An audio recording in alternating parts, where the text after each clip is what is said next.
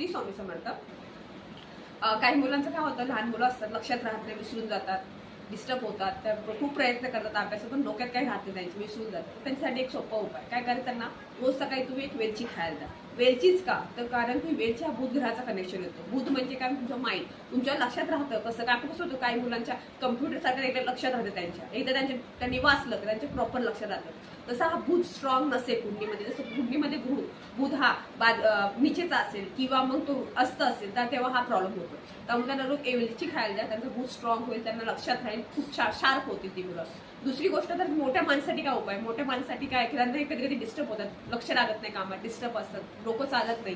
त्यांनी काय करायचं, एक रुमाल घ्यायचा, हिरवा कलरचा रुमाल घ्यायचा छोटासा, त्या 6 वेलची ठेवायच्या आणि ते नेहमी त्यांच्या पॉकेटामध्ये कॅरी करायच्या. त्याने त्यांचा बुध चांगला होईल, त्याने त्यांचं कम्युनिकेशन पॉवर वाढेल आणि त्यांची कामे फटाफट होतील. त्यामुळे त्यांना रिझल्ट खूप छान होईल. तुम्ही हा उपाय नक्की करून बघा.